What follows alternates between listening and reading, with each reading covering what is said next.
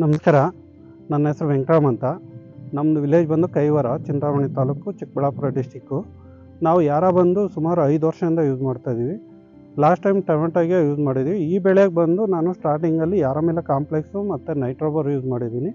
ಮತ್ತು ಡ್ರಿಪ್ಪಲ್ಲಿ ಬಂದು ನನಗೆ ರಘುನಾಥ್ ಸರ್ ಅಂತ ಹೊಸ ಪ್ರಾಡಕ್ಟ್ ಪರಿಚಯ ಮಾಡಿಕೊಟ್ರು. ರೇಗಾ ಅಂತ. ರೇಗಾ ಬಂದು 17-0-17 ಮತ್ತು 12-0-23 ಡ್ರಿಪ್ಪಲ್ಲಿ ಕೊಟ್ಟಿದ್ದೀನಿ. ವಿಟಾ ಬಂದು ಸ್ಟಾರ್ಟಿಂಗಲ್ಲಿ ಜಿಂಟ್ರ್ಯಾಕ್ ಯೂಸ್ ಮಾಡಿದ್ದೀನಿ, ಮತ್ತು ಬಡ್ ಬಿಲ್ಡರು ಮತ್ತು ಸ್ಟಾಪಿಡ್ಡು. ಫ್ಲವರ್ ಟೈಮಲ್ಲಿ ಅಗ್ರಿ ಪೊಟ್ಯಾಶು ಮತ್ತು ಸೆನಿಪೋಸು ಸ್ಪ್ರೇ ಕೊಟ್ಟಿದ್ದೀವಿ.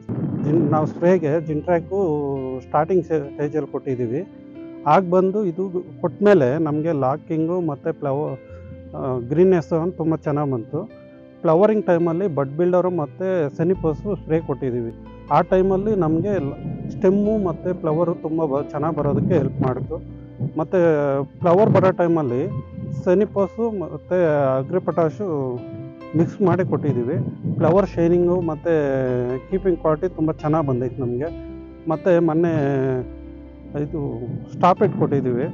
ಸ್ಟಾಪಿಟ್ ಕೊಟ್ಟಮೇಲೆ ನಮಗೆ ಶೈನಿಂಗ್ ತುಂಬ ಚೆನ್ನಾಗಿ ಬರ್ತೈತೆ.